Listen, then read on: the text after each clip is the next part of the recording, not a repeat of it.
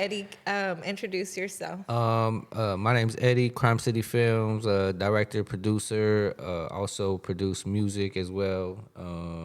Yeah, great to be on the podcast. I'm excited to talk today about some He's music. being a little humble. He's has some. Yeah, Grammy nominated, five times platinum producer, That's right. and I shoot a lot of content, and I create a lot of deals for people, and I'm a dot connector. That's right. Thank you so much. And let's take it a little bit back for the people who don't know you and haven't heard of you yet. Okay. I know you're from Anaheim. Right. What else can you tell us about you, your upbringing, and how you got into this industry? How I got in is like I've always been around music my whole life, so I've just been kind of, you know, uh, just in tune with music. But I actually I heard a TV like a commercial on Power 106. It was like, you ever want to be in television and film. And at that time of my life, I was just hanging out with the homies and just chilling. So I wound up going to try to go to film school for radio, and then they actually denied me because of like my tone, and they said I was just too urban to be on radio. So I actually went back. I heard the same commercial the next year, and this time I actually went and wanted to do video. I just told them like, Yeah. however I got to get into the school, I'm gonna do it. So How old are you? Sorry to cut you off. How old are you when you initially heard that message? 19. I was Okay. about 19 when I first heard it, and I just went back when I was around 20. And before that, did you ever think, I, did you already I have want, that vision? I wanted to rap. Okay. I wanted to be Did a you rapper. try? Like, do you have some rap songs when you were? I have some rap songs, but Okay. mostly like for me, because I was Mexican and always trying to get into studios, and it'd be actually kind of more harder for me to find because where I'm from, you got to go search for hip hop. Hip hop Right. was not like around the corner. You had to search for it. So. And I grew up around a lot, more of oldies and funk Right. and early hip hop, so because that's what my everybody around me listened to, so I was already around that type of music like Yeah. Snoop and Dre and stuff like that, but essentially uh, I went to school. I wanted to go into video school, Right. and I loved it. And once I got out of video school, right away, my friend asked me. He was like, "Can he come film me for like $50?" And I was like, "All right." So I went to set up my little, I actually got a job at Olive Garden, saved up, got a little camera, and went shot him. And at that time he was opening up for the Wu-Tang Clan from Right. like the West Coast Killer Bees. It was like Prodigal Son, Sons of Man, the Black Knights, Killer Priest. It was literally, and I'm a Wu-Tang fan. Like Yeah. I'm a big Yeah, Wu-Tang yeah. fan. Like That's crazy. So that was your first thing, like, yeah, that was my coming off the your. first gig. It was my first gig was $50. I got paid, and I just went to go film, and I met them the next day. They had me come out to Long Beach, North Long Beach, and I started filming for them, and then I'm smoking weed with them, and then RBX walks in. You know what I'm saying? I'm like, yo, this is RBX. I'm smoking weed. Oh, tripped out. So next thing you know, that Saturday was Rock the Bells.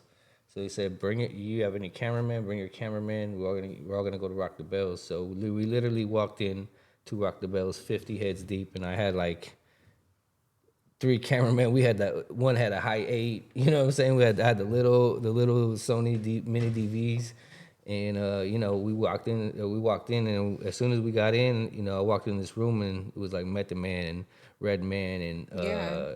they had a the Shaolin.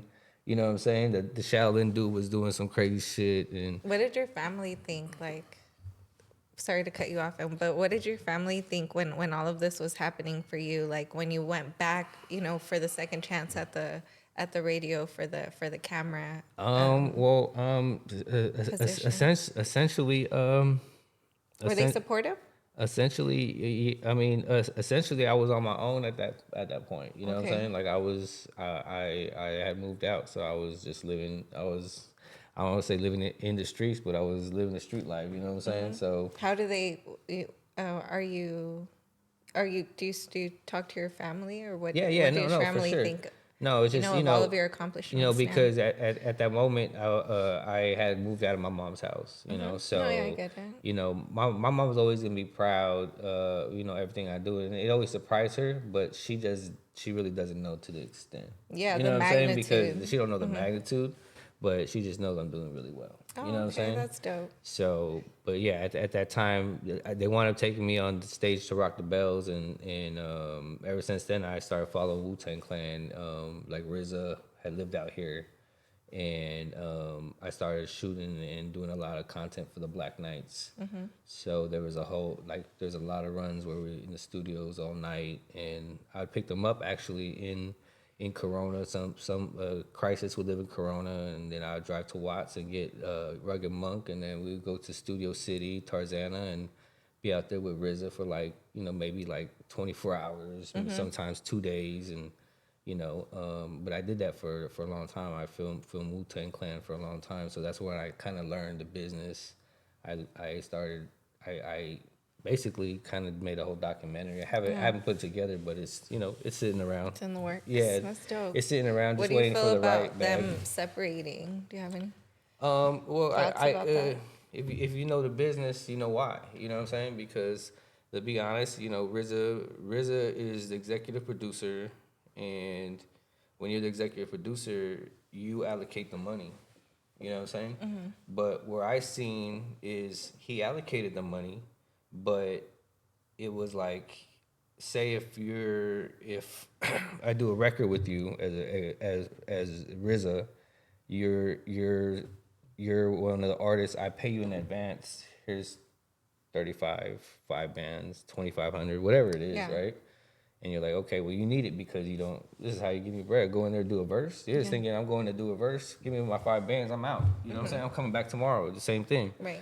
Well, when those records actually go do Grammys and they go #1 and they get picked up on movie soundtracks, you were already paid in advance. You know what I'm saying? So now,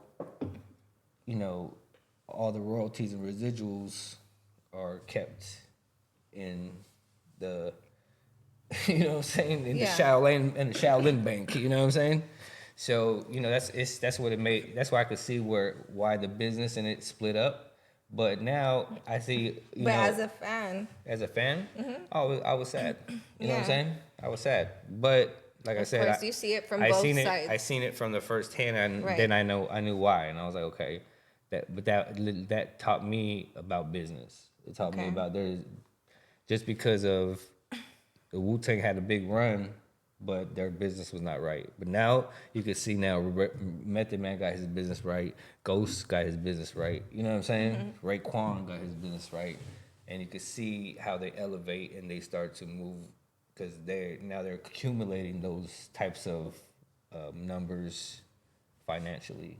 So it makes And sense now. what's like the biggest lesson that you say you took from that experience? Be the executive producer. You know what I'm saying? Like, be the executive producer. Like, Yeah.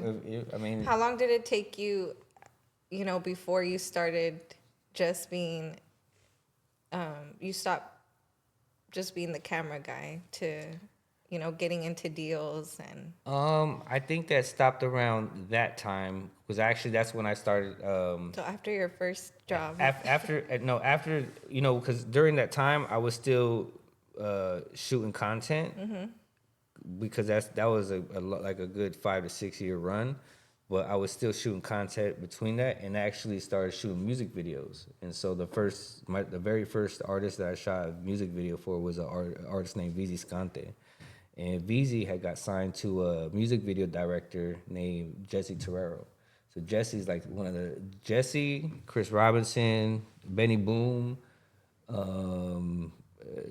There's one more, but those 3 or 4 touched your music video at that time between like 2000, like late 90s to even now. They're doing all Tego, all Daddy Yankee from back then to all the way now. So it's like the $1 million budgets.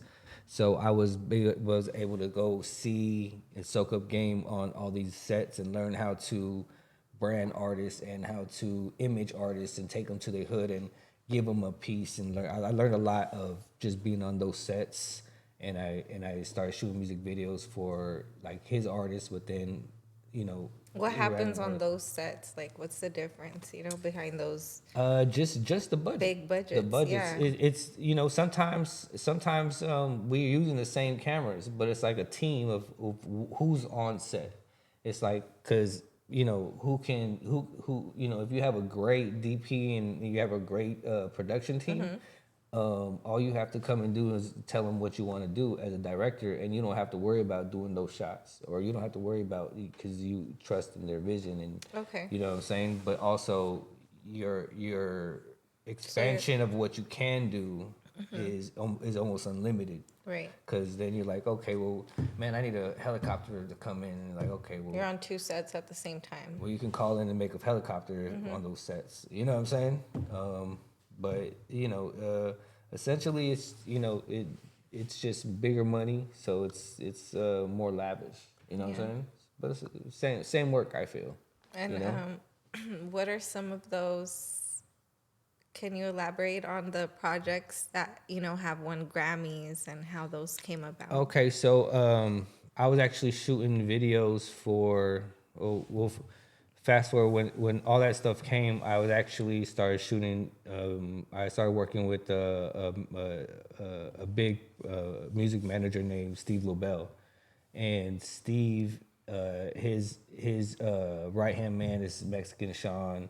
So me and Mexican Sean been doing putting a lot of deals together. He put me to start shooting videos for DJ Paul from 3 6 Mafia. So when that happened, I started shooting videos, and then we had a long run. I did like 6 or 7 videos for DJ Paul, but I was thinking to myself, like, as I'm not gonna be here tomorrow, is like someone's gonna come do it for free. I'm gonna be out of here. I got to figure out how I can. This guy's got millions of dollars of equity of what his business is. So how can I get a piece of that? Become a piece of that. You know what I'm saying? So one of the producers, his name's Ty out of Pomona, he just got let go from the studios Fingers was there at. It was called like Red Light. I forgot, it was like Red Light Studios. It was like where they were all the IE artists did, Dion Monique, Fingers was doing all their hits there. Streetlight, it was at Streetlight. He was a new engineer at Streetlight, and then I think they just sold that studios. And he was like, he didn't have nowhere to go, so he gave me a beat CD, and I wanted playing his beats for DJ Paul. And DJ Paul, I told him it was a new, and how that happened was I was shooting the videos for him and Drummer Boy. They did a mixtape, and we were at the retreat, the Core DJs retreat. It's like a coalition of DJs that do a retreat every year of like 600 DJs, and so they're hosting it. So we filmed them for that whole weekend, and then after, one of my people named Notch, he was doing all the engineering and producing at Molly Mall's house, and he was like, "Yo, come to Molly's house. We're gonna go there after." You know what I'm saying? That's sick. So we wound up going to Molly Mall's house. Took DJ Paul. So I had sent Paul the beats, but he never. He to me, he's like, Eddie, play, like, yeah, Eddie, like, shoot the camera, Eddie. You know what I'm saying? Like, he's not gonna hit no beat. So, what I did was I had pulled up the beats, and I had got Coco, which was Mexican Sean's artist from West LA, and Big U's son. Big U was there that night, so Big U's son got on a record. So when they came in, there was already recording, and he was like, "Who did these beats?" And I told bro, I told you about the beats. So I started playing more beats for him, and then he was like, you could see his whole like it's a new trap sound. You know what I'm saying? So 2 weeks later, I want to bring in Ty to Vegas, and playing beats for him at the Skylofts at his studio, and he wound up signing him to a management deal. So instead of money, I wound up taking publishing on the Drake record with Jay-Z. I wound up taking publishing on the Little Baby Gang Signs record and the Trippie Redd the Def record. But That's crazy. but their catalog is super extreme. Like they you know what I'm saying? Because they just won the 3 Grammys for Killer Mike. You know what I'm saying? And then, but they're the catalog that they're putting together is super extreme. So, yeah, I want to take in publishing. That's crazy. So now I get ASCAP checks every quarter.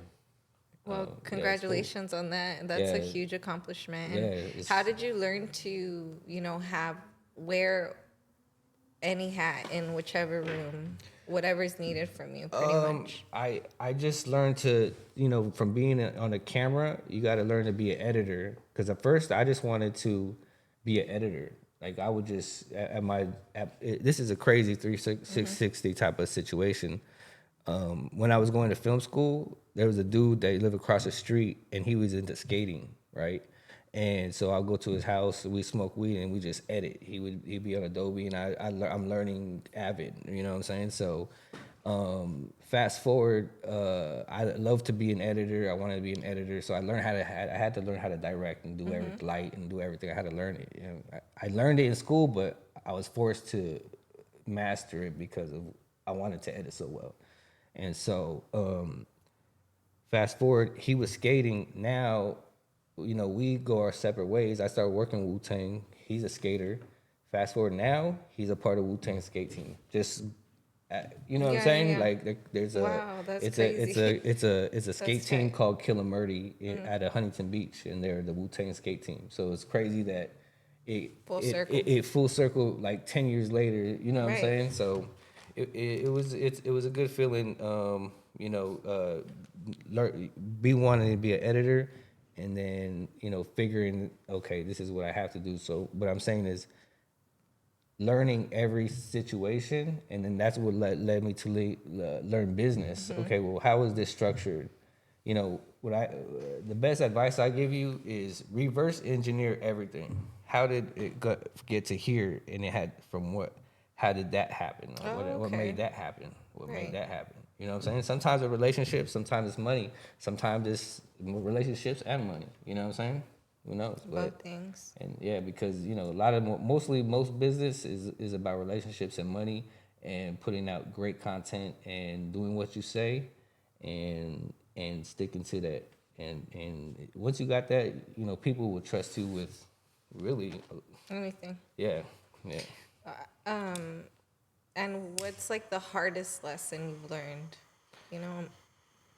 along the way? Just get your business right. You know what I'm saying? Learn your business and just get your. Have you taken a large loss? Is that why you say that? Big loss? No, I just when I signed that deal with DJ Paul,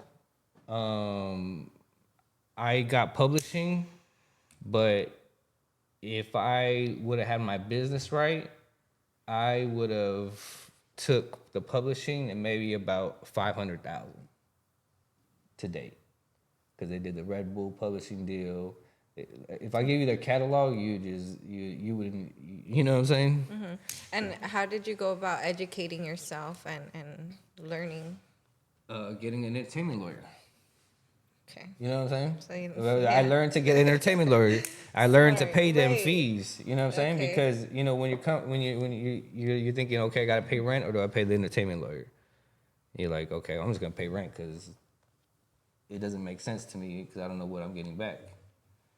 But now that I got money to pay an entertainment lawyer, now I'm like, okay, well, I'm gonna go after this money. You know what I'm saying? Because I know it's owed to me. So. But if I had my business right, I would never have to go through all that. Yeah. You have to learn, So it's a process. What about, I wanted to ask you about your relationship with 6ix9ine and Treyway. Okay. So I was working with a company called Bag Talk. Mm-hmm. Bag Talk is a distribution company. At that time, at that moment, we would get artists one-off bags. So say Chief Keef, we were getting him 3 million over at Entertainment One with Alan Grumblack. But all the people aside of him, they're independent. They don't got deals, so they can get one-offs. So we work with indie labels to get them one-offs. Like Little Reese, we would get him like 40,000. So he would have to do 12 records for 40 bands and shoot the videos, and the label would own that project, but they would pay him out. Yeah, so, yeah. So we would doing that a lot of deals. We're doing those across the deal. We do this from the Outlaws all the way for everybody we was doing them for, right? Oh, everybody needed some money while they Paycheck. don't have a major deal, right? So we put a lot of, all types of people. We got a big catalog, So my partner, I was doing that with Omar Sharif. He's the one that brought Suge Knight to Death Row.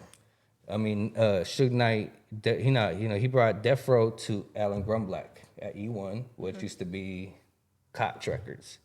E1 turned to Koch. No, Koch turned to E1. You know what I'm saying? So Treyway wanted the Death Row deal.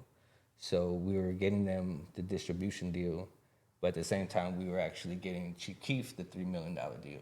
So every time they would come out to LA, we'd follow them, we would shoot other content, and we necessarily took them around to get these movie deals and have these meetings and stuff like that. So I was shooting a lot of content, and but we basically put a movie together and have a whole movie just sitting there right now. That's crazy. I know. What do you think about? I'm gonna just switch it up really quick. But what do you think about Lamar, Kendrick Lamar's growth? Like, I know you guys, you have some clips of him when he was real young and in his early stages, and I was just looking into that. Yeah. I know you also have, the project with Drake. So what did you think about all that? I know it's all business too. Yeah, it's all business. I love it. Yeah, I actually love his. When I met him, this is what they told me. It was my partner, name is Bob Hernandez. He was doing all the marketing, and he's the one that brought Lady Gaga to Hollywood, blew her up. Crazy. So yeah, I mean, Akon discovered him, but he would take the artists and take them to the clubs and blow them up in Hollywood. So. He basically said, he's like, yo, this kid's gonna bring the West Coast back. And when I met him, he was in a all red bandana flannel. Because I was actually managing an artist named a basketball player that was on the Lakers. His name was Joe Smith, and we had actually signed a deal with KCal9 and was doing video hot mix. So we were interviewing a lot of artists. We were doing like broadcasting, and so when we interviewed Kendrick, he was like my size, and I was thinking to myself like, but when he put that record out with Scoop DeVille, that one, those few records when he first came out, I was like, okay, I see it, and I seen the progression and seen when you saw him in that red bandana shirt, you hadn't heard. No, I never heard his music. Okay. So what did you think like when you saw him? No, I was just like, well, because I meet a lot of people. So right. when my bro said he's gonna bring back the West Coast, he's gonna save the West Coast. His name's Bob Hernandez. So like when you get a chance, go look him up, Bob Hernandez, and every West Coast artist from Snoop to DJ Quick, that was like their brother, and so when he told me that, I was like, I took his word, and I was like, okay, he's always. He taught me how to be out here, move light, and be out here. I could be in any room if I'm moving light with my camera work, and he taught me that, So that's where I learned how to do all that networking and stuff like that. So yeah. That's dope. And have you ever done any work in the Inland Empire? That's where we're from, and this podcast. Yeah. Or any artists from out there that you. So one of the big artists I did was, his name's Nicky D's. Have you heard of Nicky D's? I shot a video for him and Young Thug and Lil Yachty. So that was one of the big videos that I did for them. but I've been working with IE artists most of my life, all the way from like, um, yeah, there's a ton of like, listen, there's a whole, it's not even IE artists, there's a whole IE network, and I remember my early days when I bought my house in Riverside. Mamacita Cecilia, the Mamacita was Cece, was over at Wild 96.1. And when I got there, she actually showed me around the IE. Okay. And when I bought my house out there, so when I got there, she introduced me to a lot of, you know, the Diamoniques and the Fingers and um, the, you know, the Chris Los, you know what I'm saying? A lot of radio. I think Chris Los he does all the Apple playlisting now. There, Trey was over at K Day.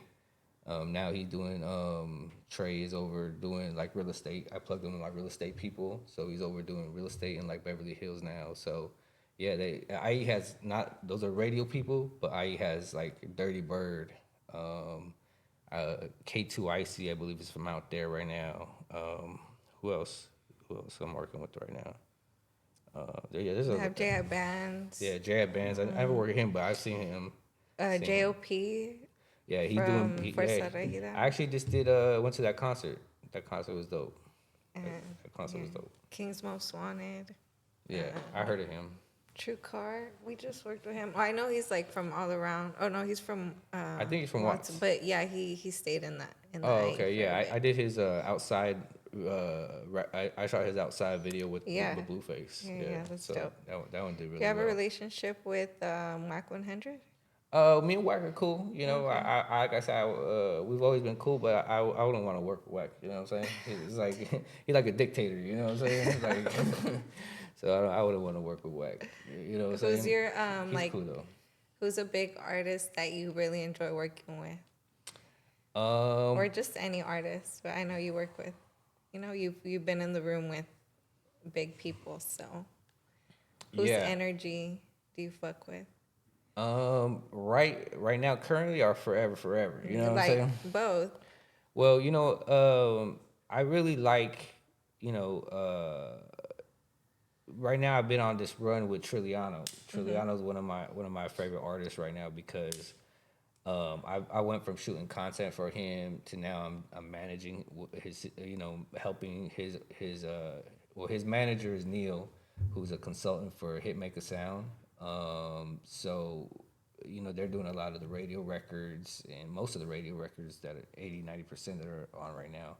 So we do a lot of behind the scenes work, but watching Trill go from having more of like a hood image to now we've made him more commercial, and now he's been on all these tours with OGZ. And him and OGZ, whenever they get on stage together, like that's one of my favorite moments. It's like, okay, you know, I used to watch Wu-Tang and feel these heights of, you know what I'm saying? Yeah, like, yeah, okay. And then, you know, traveling with them has been really good.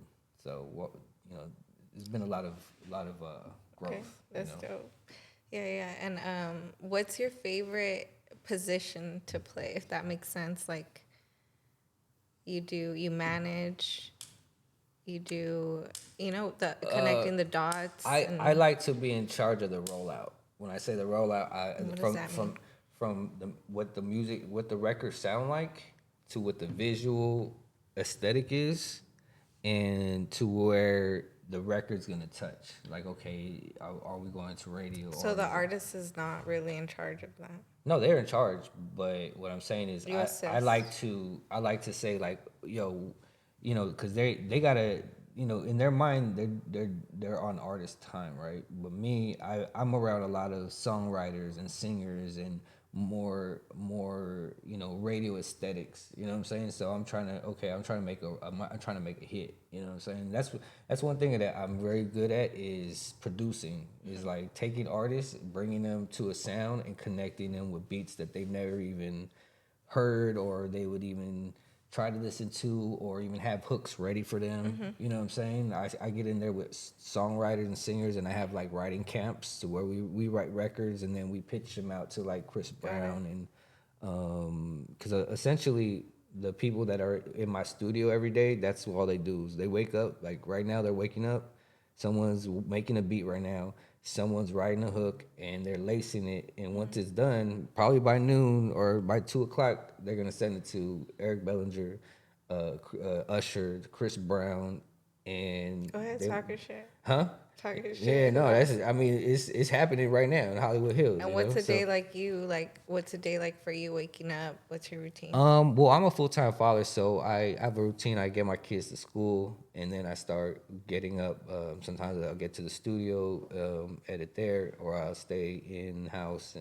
You know, mostly lately I've been in house. You can do whatever. I've You been- have freedom to. Yeah, pretty I've been much. kind of move as I please. That's dope. Yeah, it's a good situation. I set up like, you know, I have situations where we have right now. We just got a new content house, so I brought Neil. He's out of Minnesota.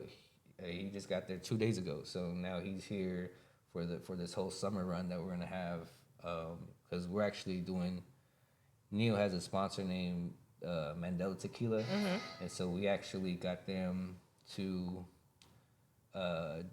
do all the tequila for the Loud Club, for the Rolling Loud. So in Rolling Loud, there's a club in Rolling Loud where there's bottles and sections. You know what I'm saying? And like all the artists go, and you know what I'm saying. So we're providing tequila for them. Okay. So he's doing a lot of behind the scenes of that type of stuff. That's sick. And any message that you have for somebody, the young kids looking to get into the industry, or the camera guys that there's more. I know you've mentioned that there was a point where you noticed that there was no like profit. You weren't making money, but you figured it out. So yeah, I did.